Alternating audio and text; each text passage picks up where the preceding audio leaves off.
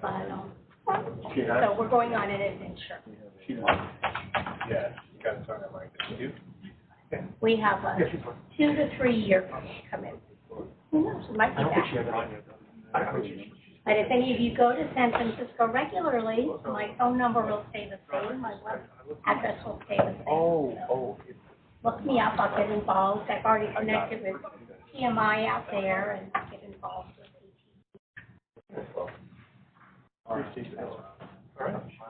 guess. Are you going to take over? Where you are there. Pardon me? I'm wearing a shirt. Did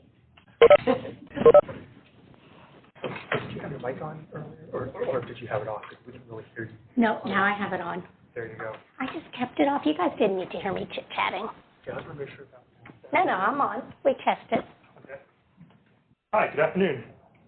My name is King Chow. I'm the co-lead for PMIWDC's Sunrise Valley chapter. And on behalf of Nobles, I'd like to thank you all for taking time out of your lunch period to join us today. I realize how important lunch is, so we really appreciate it. Just a couple quick announcements before we begin. First of all, if you haven't already, please make sure you sign your name in the signing sheets to make sure you get credit for being here today. Secondly, please make sure, as per usual, make sure to silence your cell phones.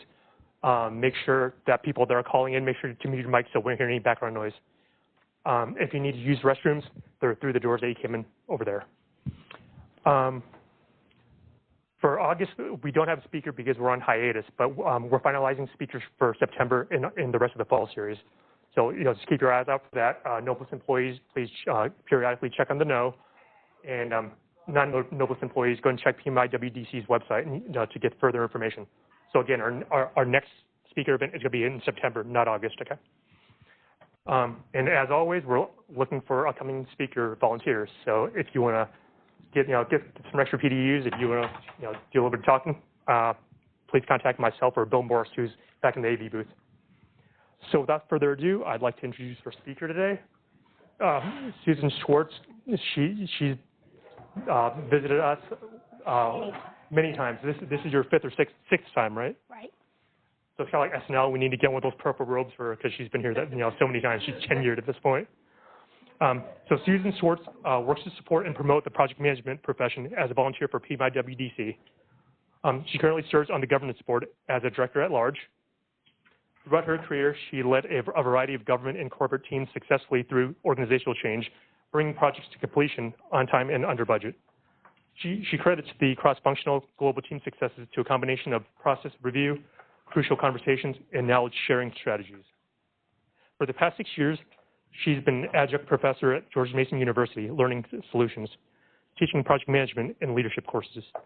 Additionally, she facilitated educational seminars for the Project Management Institute, or PMI, the Association of Talent Development, the American Society of Quality, and the Society for Human Resources. This past January, Susan released her first book, Creating a Greater Good, A Project Manager's Guide to Becoming a Leader, which she has a few copies available for sale here for you if you're interested after the talk.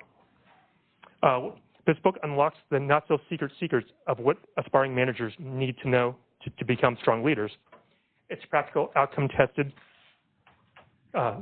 strategies and thought-provoking questions offer readers a means to craft a personalized framework to help them learn how to help people come together to create something larger than themselves. Now, please help me give a warm welcome to Susan Schwartz.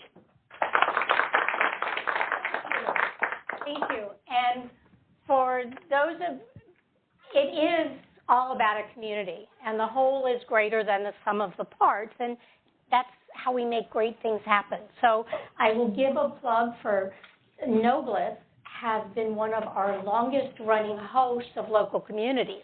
From the time they were at Fairview Park, and then when they relocated, the number one thing on Bill's agenda was to make sure that we could still, that Nobles could still host, even though we had another site in Reston. And we said, well, let's just make it on the alternate day of the month. And then we have 2 opportunities. So the best way to network, and I'm getting out of this, but I've gone to several professional groups, and people walk around going, do you have a job? Do you have a job? Do you have a job? Have you been to any of those meetings? But where you meet your people and network is volunteering. And when you give back to our profession, you also get PDUs. You get volunteer PDUs. And so how many of you are up to speed on your 60 in your 3-year cycle? Good. But if you're not, volunteering can be a fun way. So if you are part of the Noblest team, talk to Bill. You can always use more volunteers. I'm really impressed because he divides his group up and people are only responsible for like 2 or 3 programs a whole year. Maybe even only 1 if that's all the time you've got. But you do volunteer and you're part of that group. If you are interested in helping out another location, every single local community could use a volunteer. The exciting part about local communities is as a chapter, PMIWDC, between volunteers and educational PDUs, the local community program is responsible for between 7,500 and close to 8,000, probably 7,800 PDUs every year, which is a lot of PDUs. We have 10,000 members, 2,000, 2,500 are active. But if there's something that you want to be on a committee, catch me afterwards, we'll trade cards, and I'll make sure that you get to the right person. Our program committee needs people, our membership, our marketing group needs some really good, strong people. So there are ways that you can contribute, even, heavens, how many of you won't tell anybody? Everybody else close your eyes. How many of you have an accounting background or are comfortable dealing with numbers? Even our accounting, our VP of Finance has a volunteer that takes 2 hours each month that runs certain reports. It's a no-brainer for her, and it helps us out a whole bunch.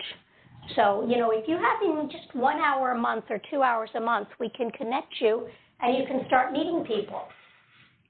So anyway, I give my pitch for volunteering and being part of the community. And that's really what it comes down to when we talk about leadership. It is not a solo sport. Now, the first time I gave this presentation, I'm really more of a baseball fan than a football fan. But I've got a football jersey because our VP of programs, who is a really nice guy, and I didn't want to disappoint him, had the January program focus theme was on Super Bowl. And he told me I couldn't wear a baseball jersey at a Super Bowl function. So, and I didn't know the Jaguars would do so well. I didn't realize they were turquoise. I told you I'm not a big fan. And so I thought turquoise was neutral. But we'll talk about leadership and the 5 traits of a good leader. But that's really what we're here, and it is chapter 7. We'll do a quick plug for my book. It's one of the reasons I wrote it is how many of you work with people who get promoted because they're really good at what they do technically? Do they ever receive training on how to be a manager? The only lessons they have were people who were their managers before, who may not have been the best role models. And so we just keep getting this circle. And one of the reasons I wrote it was because one person said, oh, my people, I'll just buy them a book. I was like, really? And so my book is the one book you should buy. Because, no, it's very practical. It's reflective. It has questions. Because somebody asked me I guess it was just 2 weeks ago. They said, is leadership, nature or nurture? And I'm like, well, everybody has the potential. You just don't realize that you've been a leader. And so the first chapter is saying, what have you done? And asking, and you can see that you may not have stood up in front of 500 people, but you might have led a small group. You might have been a coach on a Little League baseball team. There's lots of ways so that you come to leadership. A couple of years ago at our symposium, which is coming up September 28th, we need lots of volunteers. You can get 8 PDUs for a very reasonable price. So September 28th or 27th, somebody better keep me honest. It's whatever that Friday is. Check it out on the website. But Jay was a junior high phys ed teacher his whole career. He came to us because he discovered in the VP of marketing, you know how you just sort of do networking? She had a son who was kind of quiet and introverted and didn't have a whole lot of confidence. And it turns out he could run. He now has a scholarship to UVA and runs at the collegiate national level. But Jay, he just looked at kids. He loved kids. And he was just there. His job was to kind of help kids find themselves and grow. Don't you wish your junior high school phys ed teacher was like this guy, Jay? Mine was not. So what he did is he retired and he realized he was bored. And what he did is he decided he went back to work 2 days a week at an elementary school doing the overflow phys ed. And he had a group of kindergartners. And there was one little girl who was going through cancer treatment. She was bald. So she had 2 really cute hats, and she wore them every day. And along with her hat, she always wore this huge smile. Her name is Ellie, and she is healthy and happy these days, which is all good news. But what he did, he went home just before Thanksgiving, and he said, you know, I'd like to give that little girl a hat for Christmas. And they went on Etsy, and they found 2 cute little hats, and they ordered them. And then they happened to be at church, and they mentioned that he'd ordered these hats. And they said, oh, what a great idea. I'd love to get that little girl a hat, too. Well, before you knew it, he had 100 hats. And he spoke to Ellie's mother, and Ellie's mother said that child does not need 100 hats. So they went to Fairfax Hospital where she was being treated, and the Child Life Group was having a holiday party for all of the pediatric cancer patients. So they ended up giving hats to every child that came, got at least 1, if not 2 or 3 hats. And so it just sort of tumbled. And then he started getting letters from somebody who said, so-and-so, my nephew just got diagnosed. Could you send him a hat? And then Jay was like, I'm a retired junior high school phys ed teacher. I can't afford this. So he talked to some folks, and of course his parents, they'd all done fundraisers for Little League Baseball, right? So they went to one of the restaurants that always hosted fundraisers. They had a fundraiser, and he raised lots of money for postage and what boxes and everything. And then all of a sudden there were people who said, I want to donate. And before he knew it, he had a $10,000 check. And he donated it to Inova Fairfax Hospital, where they turned it into whatever latest iPad, I forgot the exact name of it, for all the kids that could use when they were in the hospital in treatment. And then it grew. People started making hats up in Boston and even in South Africa. So now it's international. And the last time I chatted with him, he was running a 6-figure nonprofit.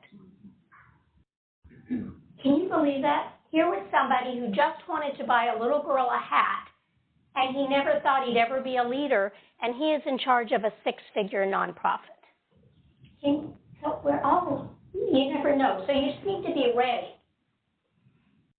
So as we start to look at what does it take to be a leader in a team sport like project management? Can you be a project manager of one? Yeah. Are they called micromanagers? Have you ever been on a team with a lead PM? Is so good at doing everything, they don't let anybody else do the work? That's not called a leader, that's called a manager. So you can't lead yourself. You have to have a group of people. So when we start to look at this, some of the core skills are humility, integrity, empathy, confidence, and I believe trust is probably the most important. I don't know if you all agree with me or not. What happens if you have no trust? Nothing gets done. So there's a wonderful book. How many of you have read Stephen Covey's 7 Habits of Highly Successful People? Well, his son is Stephen M.R. Covey, not Junior, Stephen M.R. And he wrote a book called At the Speed of Trust. And once or twice a year, he speaks somewhere in the D.C. area. And if you get a chance, he's really, really great. And he wrote a book. And in the middle of the book, they describe organizations that have 80% trust, and they describe organizations that have 20% trust. And he even has a mathematical formula so that basically the more trust you have, the faster you get things done. The less trust you have, the longer and more it costs to get things done. So, trust really ties it all together. What about integrity? What is integrity?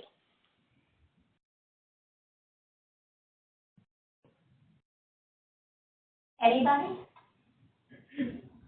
Doing the right thing. Doing the right thing. Have you ever thought, is it hard to separate integrity and ethics? I was visiting Vancouver a couple of years ago, and they have an area very similar to Georgetown. And there was a storefront that was, being renovated. And they had big brown paper in the window. Well, this area in Vancouver could not let brown paper be brown paper. So they had quotes on it. And it said, Al Capone may not have been ethical, but he sure had integrity. So Al Capone, if you don't, you might be too young to know. Who was Al Capone? A mobster, right? And he definitely broke every law in the book. He was on the 10 most wanted list. However, if he told you that if you didn't pay up, he was going to break your legs, what would he do if you didn't pay up? You break your legs. So part of being a leader is walking the walk. When you say you're going to do something, you have to follow through, even if it's not always pleasant. But that's what integrity is, that people know when you say it, you mean it. So, and it's okay sometimes to say, I don't know. How many of you all ever feel like you're making it up as you're going along? All the time. Can you let your teams, your project teams know that you haven't a clue? Yep. And how do your teams react? Appreciate your honesty. They appreciate your honesty. So, when we start to look at that confidence, you might say, I haven't a clue, but if you help me, we can get through it together. And that's that confidence. That comes from experience. It comes from lots of, I don't want to say pitfalls, a lot of falling down and getting back up. And so, that's where confidence and resilience comes around. What about empathy? Is empathy and sympathy the same? What's the difference? Putting yourself in their shoes and understanding their feelings. By putting themselves in their shoes and understanding your feelings. Have you ever, and I'm sorry, help me out, what's your name? Anjali? Anjali, beautiful name. Thank you, Anjali. Anjali, have you ever had a manager say, Anjali, I know you're going through a really rough time, your mother's ill, you've got 5 projects, I really get it, I'm going to take 2 of them off your plate. Would that tick you off? You can say yes. What's coming next? Pardon me? I'll be like, what's coming next? Oh, because you didn't know what she's going to replace it with. But sometimes people are sympathetic means that they are putting their values on you. Now, you could say, yes, thank you for recognizing that it's a really rough time for me. And they could say, is there anything I can do to help? And you say, this one proposal, if somebody else could help me do that, it would really help me. What's the difference between your manager assuming you can't do the proposal and you saying it would be helpful if one of the team members could do it for me? Allowing you to have the autonomy. Exactly. Right, so you're making the decision. So have you, many of you, you've all managed people, have you found yourself, is it easy to not just assume that mantle of telling them it's okay, you'll take care of it? Or are you pretty good about letting them tell you what they need? No. Well, I ask them what they need. I can find out. Right, you ask them. I don't wait necessarily because some of them won't tell you. They won't tell you. So, but that's where, you know, empathy kind of comes in. And I have to say the very best manager lesson I ever got was, I was very young, I was in my 20s, and I had two very much older managers. And I worked for AT&T. It was a technical question. I would go to them and they would just do it for me. They were older than my dad. I was very cute. I was 23. What can you say? And I got to Margaret, and I went to Margaret and I outlined my problem, and she said, well, that's your problem, not my problem. What are you going to do about it? I was like, but Floyd always helped me. I don't think I said that out loud. And I had to go back, and I came back with 2 or 3 options. She said, come back, bring me 2 or 3 thoughts, and we'll work through those together. But I'm not going to solve your problem for you. You have to come, and we'll talk through your thought process. So I always thought that was a really good lesson. I didn't appreciate it necessarily at that moment. And then the very last one is humility. And I'm sorry, ma'am, your name? Sue. I'm Sue. I can't remember that. So you just mentioned that you let people know when you haven't a clue. Do you let people know when people have strengths that you don't have? When you're building a team, part of humility is knowing what your vulnerabilities are. So, for instance, when I took over as the local community's vice president, I'm okay with my own money, but I am not comfortable handling other people's money. I don't know how many of you feel like that. But I have a dear friend who is a CPA and a PMP. And I called her. I said, Sandra, would you like to get some PDUs? So I only had a little teeny budget in the grand PMIWDC budget, and she ran that report for me every month. It took her 15 to 20 minutes. It would have taken me 2 hours. So for 2 hours, I could do other things. So, you know, part of that humility is not always having to be the best. Have you ever worked for managers who always had to have the big idea? You know, I had one of them, and I would meet with him beforehand, and I would sort of feed him my suggestions. And then it would come out in the meeting as his idea. And there were 4 of us who were regional managers, and we'd all talked about it. They knew that it was my idea. And they go, Susan, aren't you ticked? He didn't give you credit. I was like, look, I just wanted to get implemented. You know, we've got 52 technology trainers in this company. If we can help them and support them, I don't care whose idea it is. And so, you know how you work around things? Humility was not in his bucket of tools. You know, he had other cajones and things that got him. You know, he started up a couple of different companies, and he was just good at what he did. So, and he kept people like me around, so I'm grateful for that paycheck that I had for 9 years. So I can't complain, I stayed. But that's just what we did. That was our... So anyway, so when you look around that, these are, you know, the five types. Humility. Anybody study history, Sitting Bull? No? How many of you know who Sitting Bull was? He creamed Custer, right?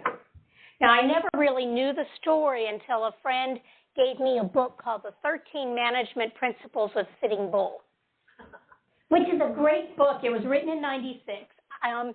It's almost out of print, but if you go to Amazon and, you know, the secondary used book people, they have them. And it's this great book, but one of the lessons was humility. And after the Civil War, the federal government had given the Sioux tribes South Dakota because they thought it was nothing but prairie, and who wanted all that prairie?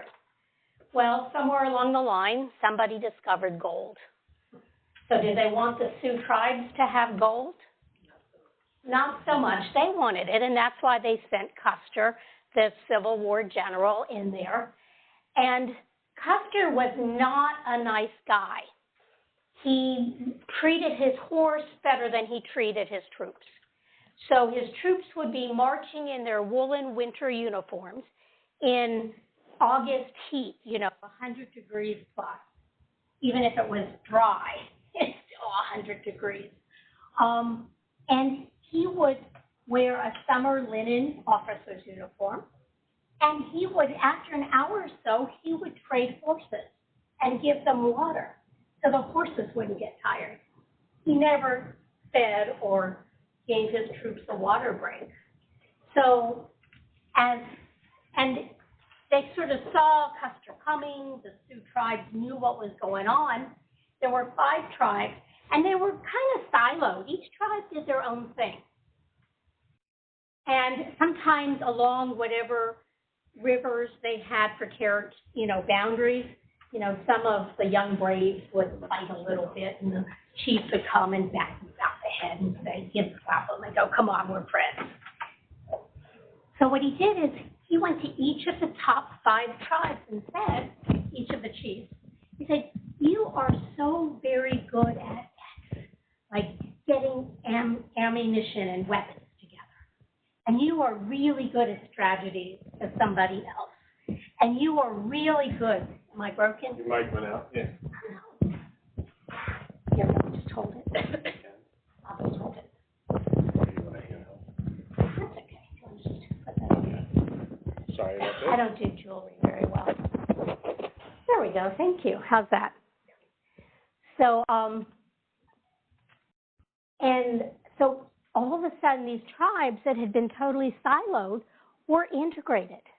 That was his humility. He said, I'm not really good at getting ammunition together, but you're really great. Could you do it for all 5 tribes? And it was the first kind of a collaborative approach to warfare, where he got all of the tribes together. And then when Custer's troops saw, and they didn't have guns and cannons, but they saw all of these Sioux tribes swooping down the mountain. All together, Custer's men got scared. They looked at the Indians, they looked at Custer, they said, what did he ever do for me? And they ran in the other direction. So that's kind of a very extreme example of humility, where do you have managers that if they called you, you would go, I used to, go the extra mile to try to do them whatever favor they needed. Or if they called you to work with them, you'd go. And then you have those managers that when you see them come up on your number ID, it's like, I'm not even picking up the phone. Do you have those? So yeah, so it still works. It's universal.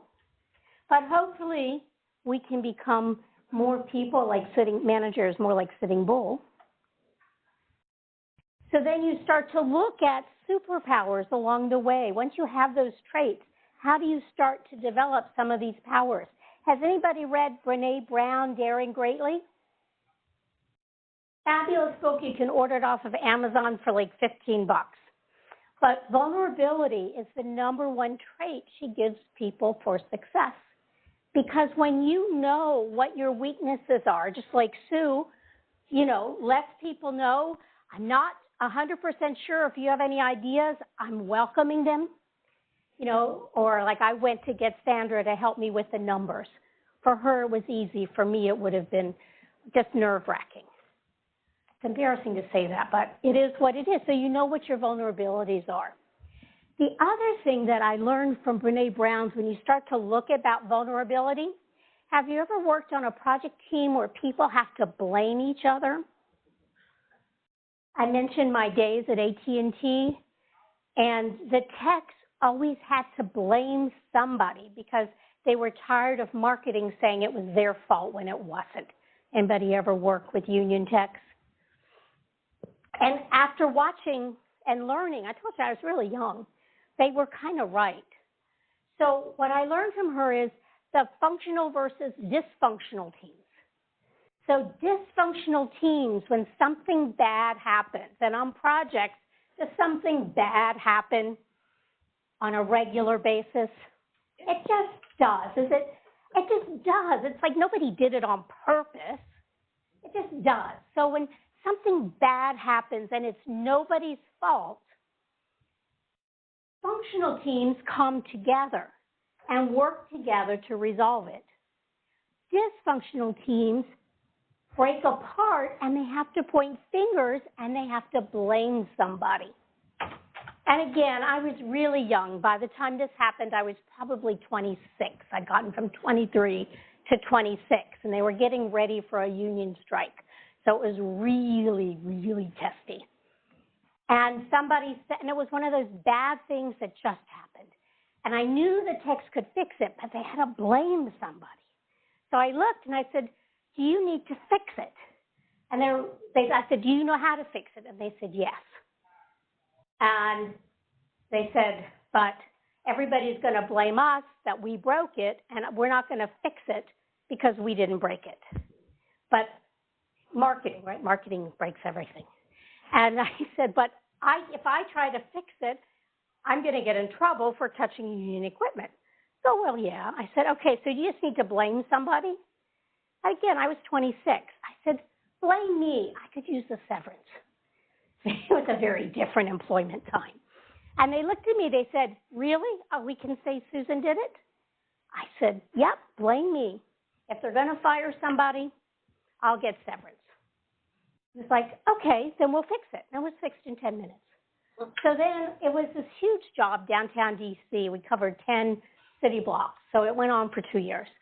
So pretty soon I walked in the equipment room, and then they started calling me Schwartzy because I was one of them. And they would say, Schwartzy, guess what you did today?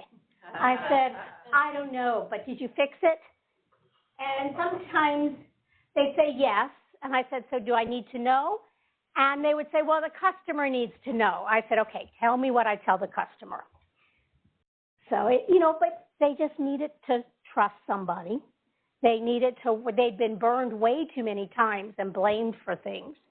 And once you start to get that. And so once you recognize everybody's vulnerabilities, and that leads us right into educated ignorance. Has anybody ever listened to Krista Tippett on NPR? She has a program now called On Being. Used to have gone through several names. Do you enjoy it? Yeah. So she has some really fascinating speakers. Like, I haven't listened to it yet. This past Sunday, Yo-Yo Ma was on. He comes on about once a year, kind of like me, once a year here. But she had two Jesuit priests, and one was the current lead astronomer at the Vatican, and the other was the astronomer just prior to him at the Vatican. So one of the questions she asked was, how do you justify your spiritual search as a Jesuit brother, as a Jesuit priest, with your scientific research? And their answer was, it's exactly the same, that they don't have a problem balancing it, because once they answer one question, several more questions. So they're always searching for new answers. And that's why they call it educated ignorance, because the more they learn, the more they realize there is to know.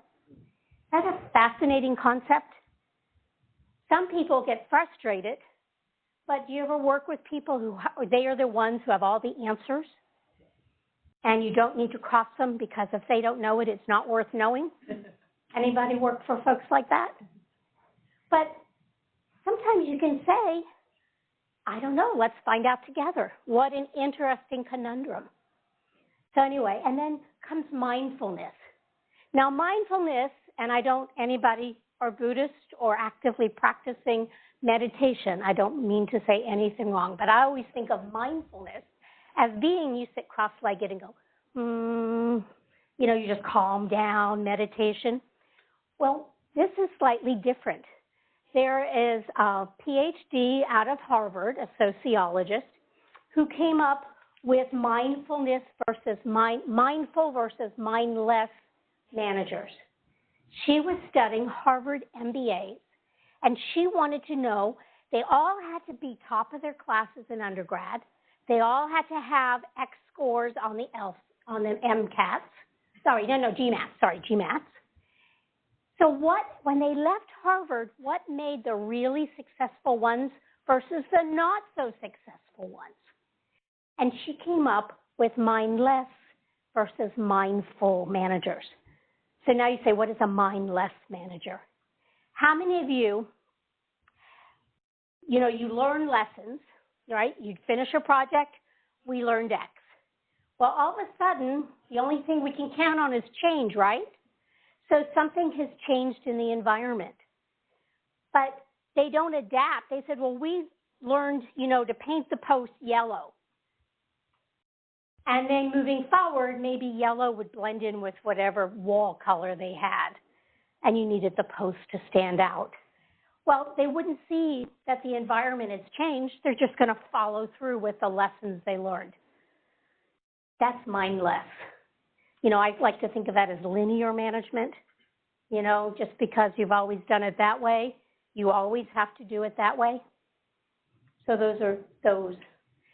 Mindful are people who take those lessons learned, look forward to how things are changing, and they adapt those lessons learned so they will still be applicable in the future. And that is mindful. So do you catch yourselves in projects? I mean, the environment is changing so much. Here we are in technology. The interfaces are changing so fast and so furiously. So anyway, and then we have emotional intelligence. Are any of you familiar with emotional intelligence? Few? Have any of you taken the EQI assessment? Yeah, but I've heard your talk last. You heard? Oh, okay, so you're still back. So I'm just very, very fast. When we look at emotional intelligence, there's another presentation that says it's not an oxymoron. But it's really good management. And you're looking at self-awareness. That's how you view the world and the world views you. That's a paradigm.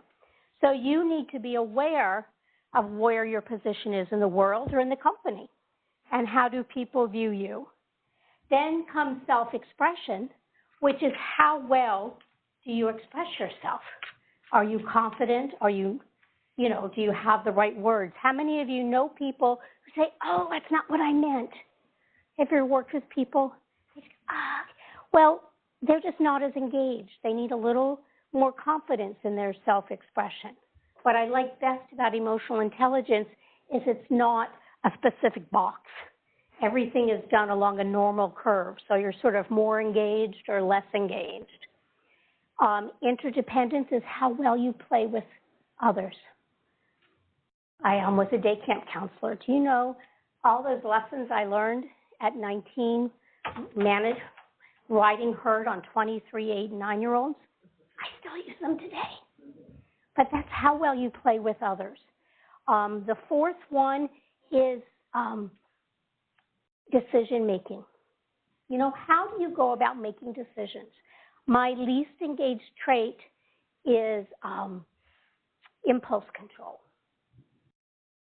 People who know me know I'm very conservative. I'm very cautious. I have really high engagement on reality testing. So even though I might think about jumping off that bridge, I look, I see it could hurt, I could break my leg, I decide not to do it. But I like being creative. My favorite job was when I was in product development for a couple of years. And you really got to be innovative and creative and think outside the box. And then we had to go through the whole discipline. Okay, now what will sell? Sounds cool, but nobody will buy it. And that's that reality testing phase. So, you balance back and forth. And the final one is stress management, how you handle stress. And I had a student, we were chatting after class, a couple months after he took the class, and he said, I loved your class. There was a whole 6-class curriculum at Mason that it was part of. He says, your class was my favorite. I said, oh, really? And I said, I'm not looking for, kudos, but tell me why. He said that he understood his administrative assistant better. He was the president of a startup. And at startups, isn't the one thing, there's always stress? Everything is always urgent. Nobody's smiling. Have you guys ever been at a strike? Everything's urgent. And he would get all upset and hot and bothered, and she would like calm down. She just kept her calm demeanor, and he just thought she didn't get it. And when he realized that people reacted to stress differently, he could appreciate what she was doing, and he listened to her a little bit better, and he was more open to her calming him down, as she thought she should do as his admin. So, there's a lot to do with emotional intelligence. Not only is how you behave, but the real power is when you can help to figure out what your team members, who do you need on your team, and what strengths do you need on those teams. So there's a lot to do with emotional intelligence that's very, very tangible, even though it might sound intangible. There's some really tangible thoughts. So I'm looking, we're right on time. I have an exercise. We've got a worksheet. We're going to divide you up in, this and then the worksheet. I just mentioned tangible. How many of your project managers who came in here, some of you came because you knew me, you knew you'd have fun. How many of you came here thinking that sounds awfully touchy-feely? No? Okay. But I'm okay if you thought this was too touchy-feely. But what I wanted to show you was when we look at knowing your vulnerability, these superpowers, think about risk management. These are the three, the talent triangle, the three major elements where you have to get your different educational PDUs in for technical project management, business management, and leadership. So leadership, strategic humility, business management, navigating uncertainty, making it up as you go along, risk management, educated ignorance. You've got to know the requirements. If it's never been done before, you need to think really hard. What are those requirements, and have some sort of change plan mechanism to adapt those as you learn more. Scope, multiple perspectives, mindfulness, being able to attune and then acclimate to those changes, and then adapt. Emotional intelligence comes back to decision-making, stakeholder management, and stress management.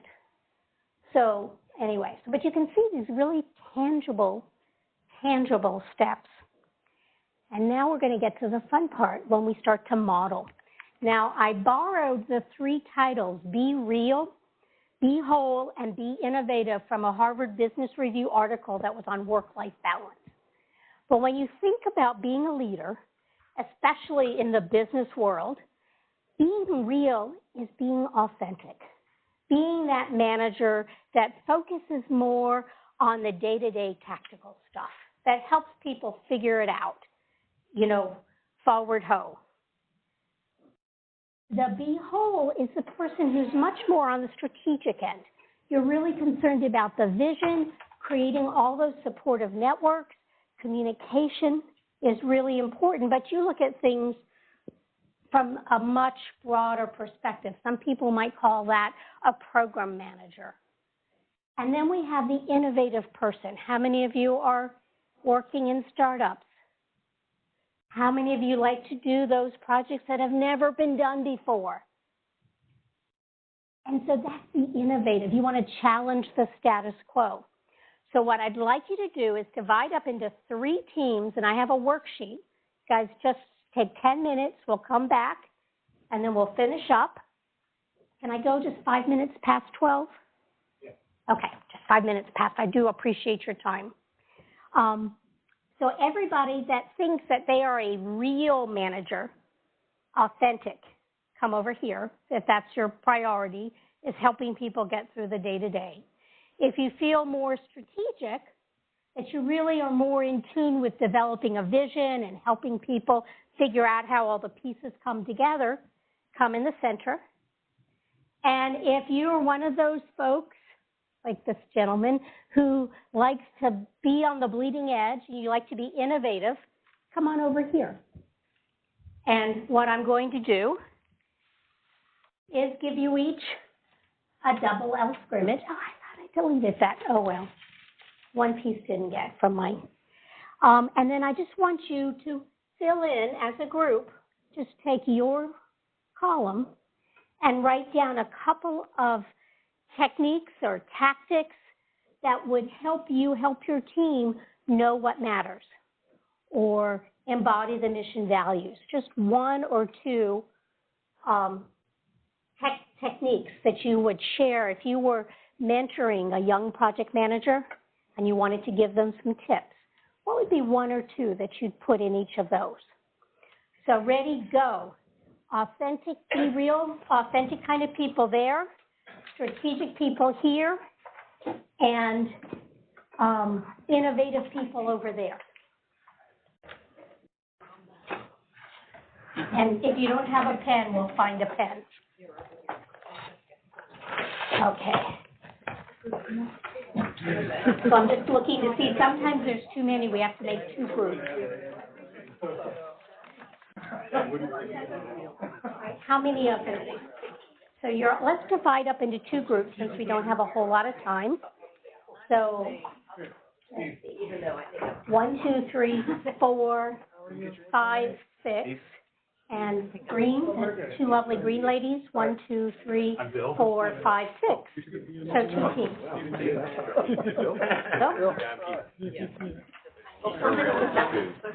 And then how many, are you all strategic people? Let's divide this up into 2 teams. 1, 2, 3, 4. You wouldn't mind coming with these gentlemen? We need to break up the gender thing. Sorry about that. And over here. Oh, you guys are innovative too? So if anybody needs, and then you're going to go with these lovely. Innovative. They're innovative. Yeah. 2 groups, right. We have 4 that way.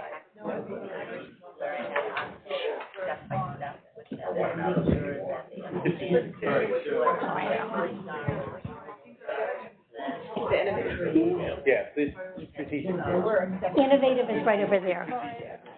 You can take that.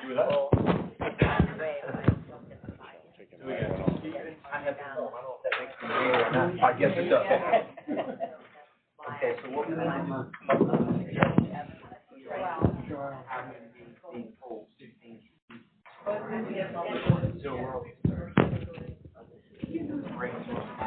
driving to be. All right, so challenging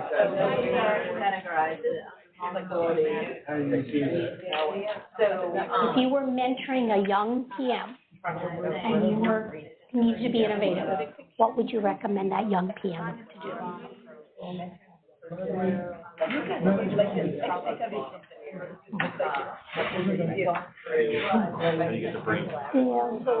How do you challenge the status quo?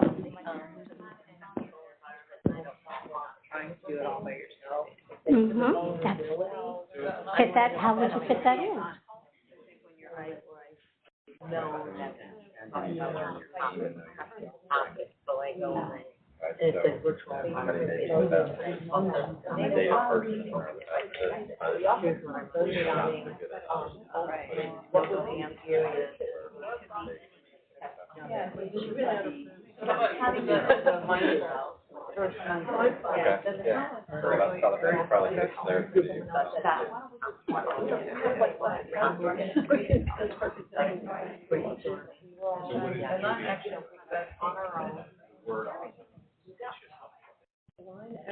So that would be prioritization based on value, right? Right. So would that be right? Yes, so you've got the vision. How would you coach a young PM to be a little more visionary, to be able to practice, help establish a vision? They might be really good at technical programming, but how do you get them to see the bigger picture? And also the team. You know, what is the team?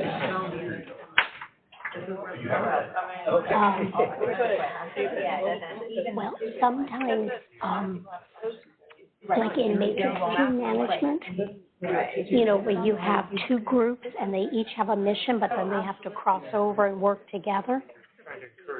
Right.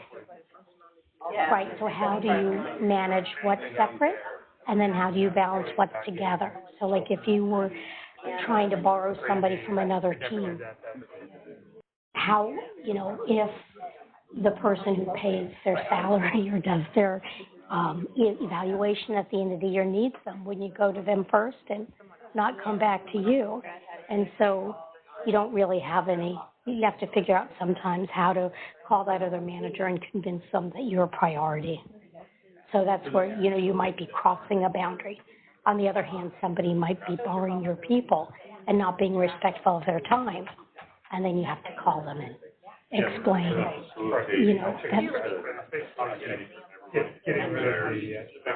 right. Oh, if that's one way of working with it. Would this be a one word for each one or a couple words? Whatever, yeah, just one or a couple of words. And if you want, you can just spend your, we only have a few minutes, you could just choose one and spend your time discussing it. Not accounting So I was another, PMIWDC that whole idea of rather than aligning the information with the authority. We have 5 more minutes. Well, which kind of rolls into the education. The beauty is that they all really together, because you can have all the conflicts, some of it, all of it. Figure sure everybody has a goal, and then all of a sudden, The only challenge is you go beyond the prior the screen, you're out of it. We can't try it. I'll stay in the middle. Say, Just all these people are sitting there. you can go to the end of the screen there, or the end of the screen there. Oh, just not in it. Okay, not beyond. Just not beyond. Okay. What happens is, cameras are. I understand. I'm sorry. I wasn't even thinking about the cameras. I was just trying to get to these people.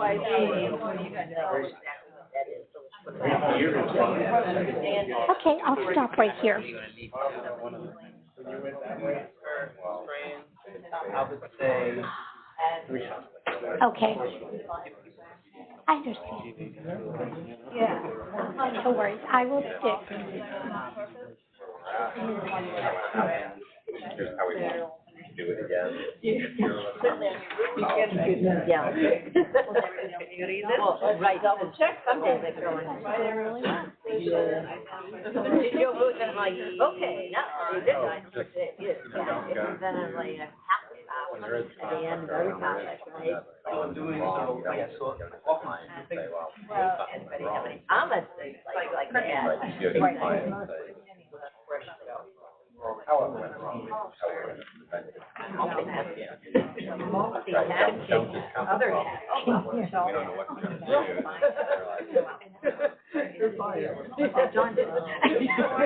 The clients appreciate honesty and being forthright and, having the reputation of, okay, when something does go wrong, they know that. Right, we're going to take about 2 more minutes. But you're also going to be caught up in the plan. Nobody's getting graded. I've seen very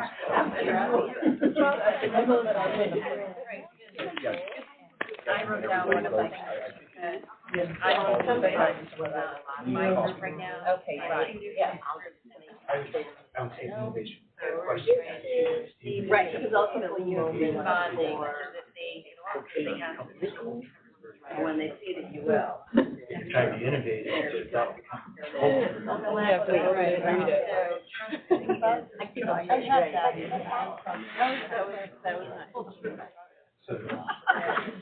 Well, right, and it's all how you present it.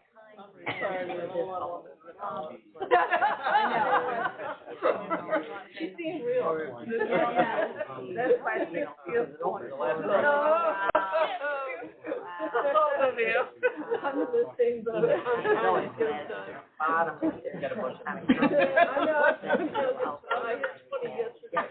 All right, why don't we come back together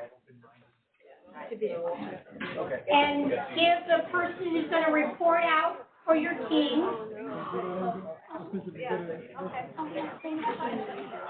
Oh, thank you. I appreciate it. Thank you very much. All right, All right, are we ready to debrief? You can go back to your seats, you can stay where you are, it's fine. There's no rules. Okay, I know we didn't have a lot of time because we're trying to scrunch this into your lunch, and I want to be respectful, but did you think just a little bit differently as that group? So let's look at the group that was going to be real. We had two groups. Does one group just want to go quickly first through and? You guys want to go first? Or I'll tell you what, one goes, we'll alternate. One does vulnerability, one does educated ignorance, and we'll alternate. I want to get him a mic, though. Oh, thank you. Sorry about that. There. We're all friends. Nobody's being graded. Okay, so to know what matters, we have group discussions and brainstorming, and then we had Cindy, right? Said she was in a lot of meetings where a manager said, "Okay, I'm going to ask the stupid question." It's like recognizing the elephant in the room, but so stupid is in air quotes. Right. You know, like nothing is stupid, but just asking it. What everybody wanted not, to ask but was afraid to. And not assuming that everybody has the same understanding. And then have conversations to get buy-in. Oh, what a wonderful word, conversation. Excellent word. Excellent word. You know what? Why don't you just go ahead and do educated ignorance, and then we'll pass the microphone for the last two. Okay. So we really had just maybe establish working groups or like a IPT, you know, where they're focusing on something or something specific like swim lane or work stream, and then tiger teams. Right, so that you can work on a specific challenge where people might be going at it, have different rules or norms, and you're trying to establish, you know, have you ever been in a merger with two organizations coming together and sort of establishing your common norms? Excellent, thank you very much. All right, how about Sue, you're going to speak to mindfulness? So we keyed off of listen actively. You really have to know your team's strengths and their needs. And you have to know your customers' needs, and I guess their strengths as well, in order to be able to listen actively.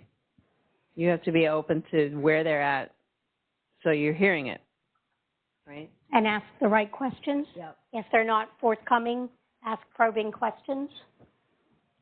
And then with the emotional intelligence and resolving conflict,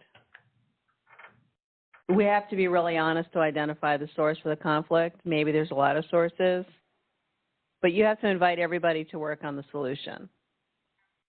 You know, this is what I think went wrong. This is how it went wrong. This is what I think we should do next time. If everybody gets to express that, you probably have a solution that everyone's going to buy into. Right. And that's why you want everybody to be part of that solution.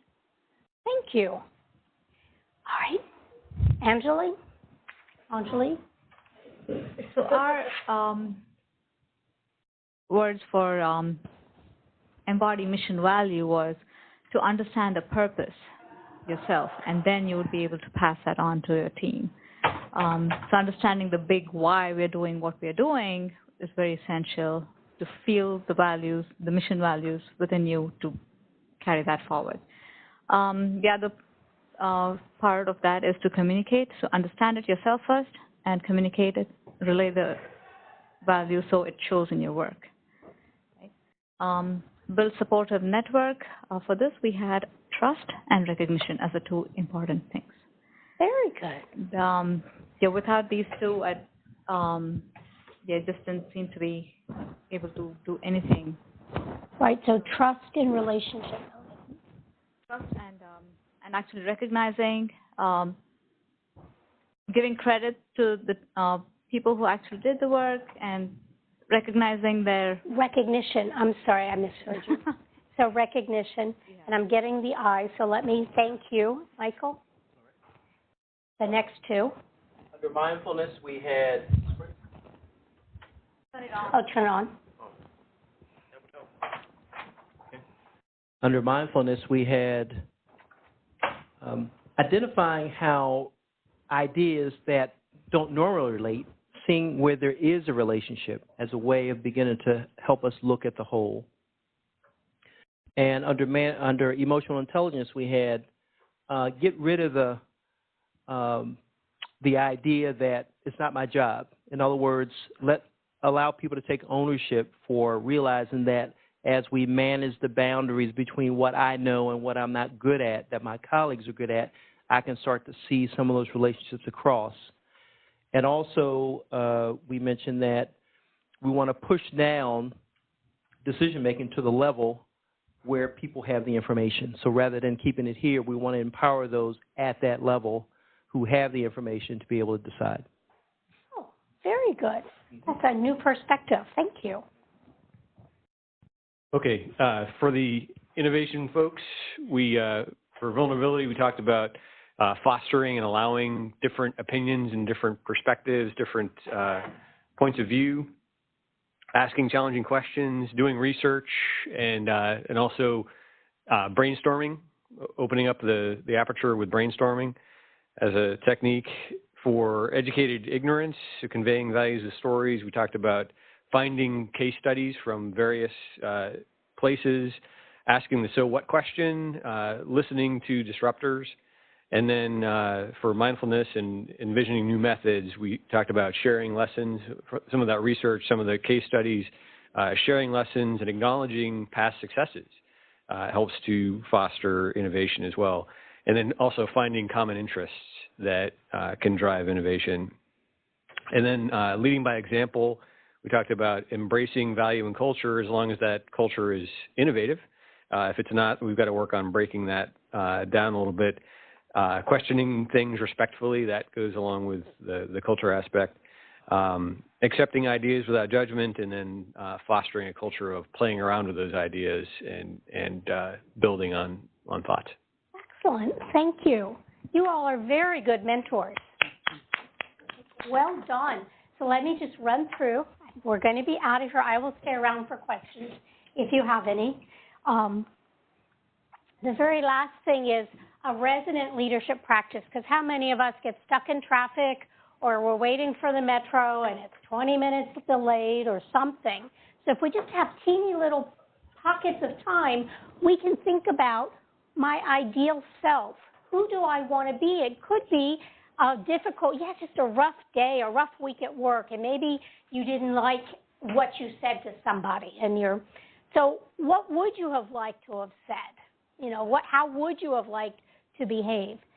So then when you think about your ideal self, think about, well, what's my starting point? Who am I now? Do I need to go to assertiveness classes? Do I need to get, some technical training? Do I need to get a bigger network? So what are your strengths and your weaknesses? And then you can have your learning agenda. How do you get from where you are to where you want to be? If you decide that your network isn't big enough, then how do you meet more people? Do you join a book club? Do you go to more PMI meetings?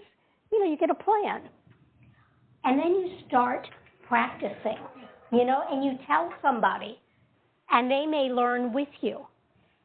And that's where you get into that supportive relationship behavior. Once you tell somebody what you want to do, they can be supportive with you and help you get through that. So anyway, my contact information will stay the same. If you are interested in coming to the beer tasting, just give me your contact information. And I look forward to talking with you afterwards, or if you want to chat or get together, I'm here till early October. You can reach out, say hello. Thank you. And I did it. It's 1:04.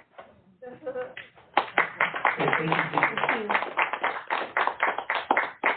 Okay, for those of you in attendance, please make sure to sign in the sign-in sheet because I'm emailed the PDU form to you guys that way. Remember, there's no meeting in August, but there will be one in September. Again, we're finalizing the speakers, so keep an eye out on PMIWDC's website. Thank you very much for attending.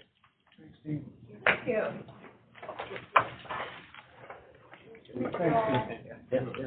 Thanks.